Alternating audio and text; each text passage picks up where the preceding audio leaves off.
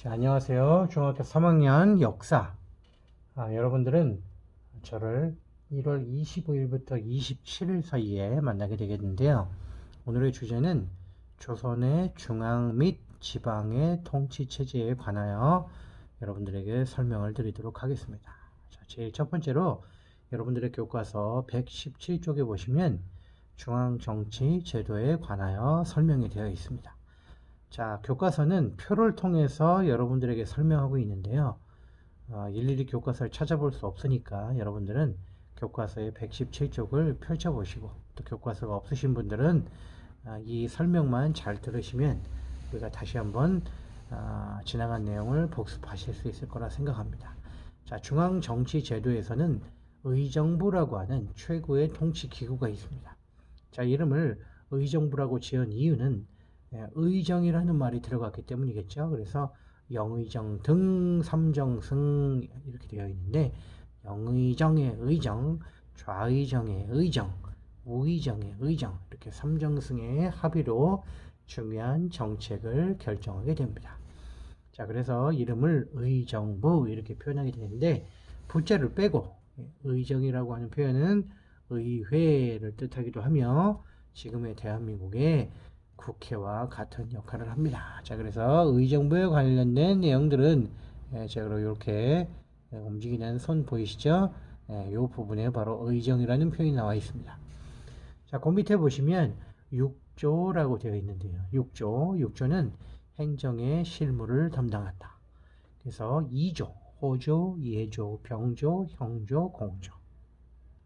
자, 지방 같은 경우는 역시 마찬가지로 이방, 호방, 예방, 병방, 형방, 공방 이렇게 부르게 됩니다. 그래서 2조는 첫 번째로 인사 기능을 담당한다 이렇게 표현합니다. 그 다음에 호조 같은 경우는 호적을 관리하고 세금을 관리한다. 예조는 예방이라는 의미로서 지금 현재의 외교부와 같은 역할을 한다. 병조는 국방 문제를 담당한다. 형조는 죄인을 담당한다. 공조는 농기구와 군사 무기를 담당한다. 그래서 2조 판서, 호조 판서, 예조 판서, 병조 판서, 형조 판서, 공조 판서 이렇게 이름을 부르게 되죠. 자, 지방 같은 경우는 이방, 호방, 예방, 병방, 형방, 공방. 그래서 순서대로 이방이 가장 높고 공방이 가장 낮은 위치에 있다. 여러분 이렇게 이해하시면 되겠습니다. 그 외에 의정부와 6조만큼 중요한 기능을 하는 것이 3사라고 설명을 드렸습니다. 자, 3사는 권력의 독점과 부정을 방지한다. 왕이 권력을 너무 지나치게 가지고 있거나 또는 신하가 너무 권력을 독점하는 것을 막기 위해서 왕에게 왕에게 바른 길을 갈 수 있도록 간언하는 기능으로서 언론 기능을 한다. 이렇게 되어 있습니다. 그래서 사관원, 사헌부, 그다음에 홍문관 이렇게 세 개를 합쳐서 3사 이렇게 부르게 됩니다. 자, 사관원은 왕의 바른 정치를 하도록 일깨운다. 그러나 정말 어려운 일이죠. 왕에게 바른 정치를 하도록 일깨워주는 것이 사관원의 역할이다. 이렇게 표현되어져 있지만 왕에게 바른 말을 할 수 있는 것은 목숨을 걸고 이야기해야 된다는 것이겠죠. 사헌부는 관리의 잘잘못, 그 다음에 감찰의 기능을 한다. 지금 현대를 살아가는 대한민국에도 감사원이라는 기능이 있고 이 감사원은 국가의 어떻게 해요? 관리의 잘못을 감찰하는 기능을 하고 있습니다. 자, 세 번째로 홍문관은 왕의 정치 자문 역할을 한다. 그래서 왕에게도 바른 말을 할 뿐만 아니라 자문, 바른 길로 이끌기 위해서 자문을 해야 되는데 지금 현재는 그 기능을 청와대의 부속실 또는 비서실 이런 데서 왕의 정치적 자문을 합니다. 그래서 홍문관의 기능은 약간 집현전의 기능과 중첩되는 부분도 존재합니다. 자, 네 번째로 그 외의 기구들로서는 승정원, 의금부, 춘추관, 한성부 이렇게 표현되어져 있고요. 자, 승정원 같은 경우는 왕의 비서기관이다. 그래서 지금도 대통령의 보좌를 하는 보좌진 또는 비서실 이런 모든 것들이 왕의 비서 역할을 한다. 여러분 이렇게 보시면 되겠습니다. 의금부는 약간 이 일이 이 육조의 형조와 약간 중첩되는 그런 부분도 있지만 이 부분은 나라의 범죄를 저질렀을 때, 그래서 주로 반역죄인 경우는 나라에서 직접 관여해서 신문을 하거나 왕이 직접 신문을 한 경우도 있었기 때문에 이런 것들은 모두 의금부에서 담당하고 그 외에 법과 관련된 집행들은 모두 형쪽에서 담당을 했다. 디귿번은 춘추관이라고 이름을 지었는데 당시에 당나라에서 또는 그 외 중국의 대부분의 나라에서 역사 편찬을 하는 기구로서 춘추, 봄부터 가을까지, 그래서 시간을 나타내는 그런 표현으로서 춘추관이라는 이름을 지었습니다. 자, 그래서 역사 편찬 기능을 하고 있다. 자, 대한민국은 지금 현재 역사를 편찬하는 기구로서 국사편찬위원회가 있다. 여러분 이렇게 이해를 하시면 되겠습니다. 자, 그 다음에 한성부는 한성이라는 이름을 쓰기 전에 한양이라는 이름을 쓰기도 했고요. 한양이라는 이름과 함께 같이 쓰였던 것이 남경이라는 이름이 있습니다. 그래서 남경, 한양, 그 다음에 한성, 지금의 서울 모두 같은 의미를 가지고 있다. 그래서 지금은 서울의 행정을 담당하는 곳을 서울시청 이렇게 부르게 되죠.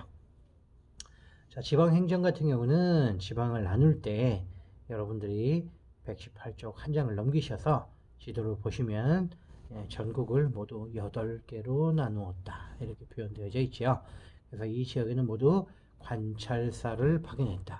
지금의 도지사 정도 되는 사람들, 지방에 보내는 사람들 관찰사라고 했고요. 또 조선시대와는 다르게 고려시대 같은 경우는 안찰사 이렇게 부르게 되고요. 지금은 도지사 이렇게 부르게 된다.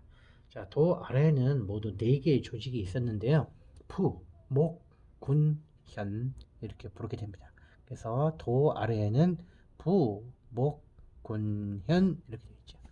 자, 그래서 이들은 지금의 시, 그 다음에 군, 그 다음에 구, 그 다음에 읍 정도 되는 그런 표현이고요. 군현은 통칭하는 표현으로서 수령이다 이렇게 표현했으며, 현 아래에 모든 군과 현에 파견되는 사람들은 수령의 역할이 농업을 담당하고 교육을 담당하고 호구조사, 조세징수, 행정, 군사 업무를 담당했습니다. 그래서 이 기능들은 여러분이 위에서 보셨던 이호, 예병, 형, 공의 중앙의 기능을 지방에서 할 때는 수령이 모든 것을 담당했구나 이렇게 이해하시면 되겠습니다.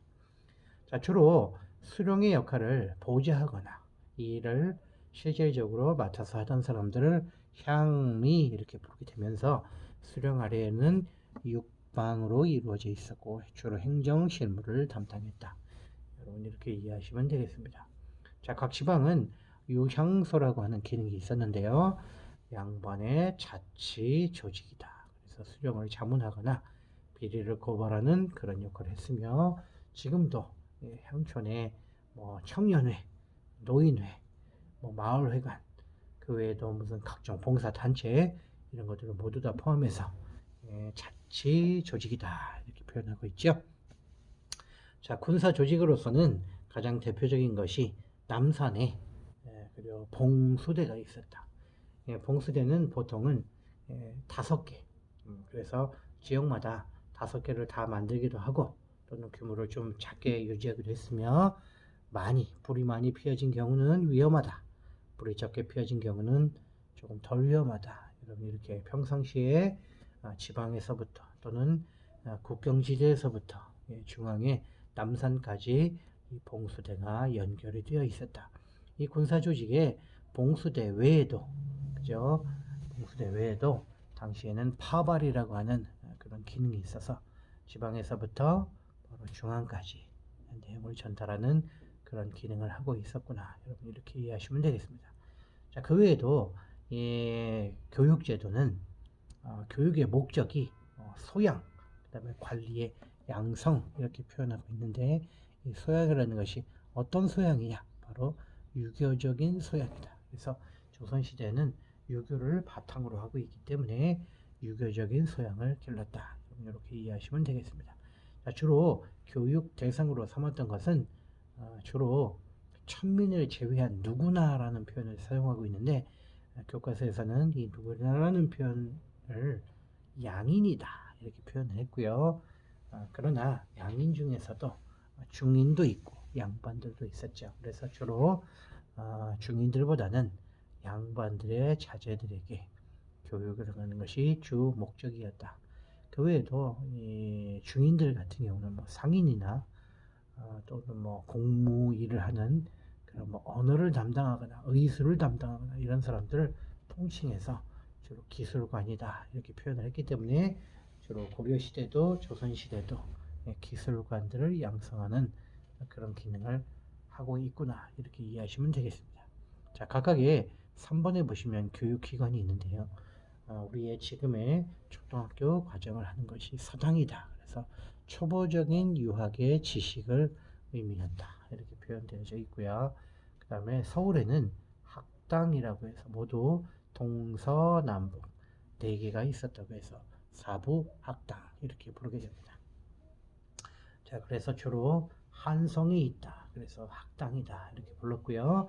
향교는 지방의 각 고을에 한 개의 향교를 세웠다. 이렇게 표현되어 있죠. 그래서 지방에는 향교, 지방 학교는 향교, 서울에 있는 학교는 한성의 학당이다. 여러분 이렇게 이해하시면 되겠습니다. 자, 그 다음에 대학교 과정으로서는 여러분이 맨 마지막에 보시면 조그맣게 표현되어 있는데요. 성균관 최고의 공립교육기관이다. 이렇게 표현되어 있고요. 높은 수준의 유학 교육을 담당한다. 그래서 제가 여러분들에게 설명하기로는 유학 교육을 하는 최고의 국립교육기관을 성균관이라고 표현하는 것이 비교적 의미가 있고 합당하다 이렇게 표현되어져 있죠. 지금 우리가 국립대학이라고 표현하고 있는 것은 우리의 어떤 전통적인 그런 양식에 의해서 붙여진 이름이 아니라 일제에 의해서 붙여졌다. 그래서 지금의 서울대학교보다는 성균관이라고 표현하는 것. 그 당시에 성균관이라는 이름을 썼던 것처럼 물론 지금은 유교를 그 기반으로 하고 있지는 않지만 그래도 우리가 성균관이라고 하는 의미를 좀 더 뜻깊게 이해하는 것이 필요하다 이렇게 생각합니다. 그래서 오늘은 조선의 통치 제도에 관해서 의정부 6조 3, 4 그 외의 군사 조직과 교육 제도에 대해서 여러분들과 함께 했습니다. 여러분들 오늘 하루도 잘 보내시고요. 이 온라인 학습이 끝나고 그리고 여러분들은 1월 30일 날 뵙도록 하겠습니다. 감사합니다.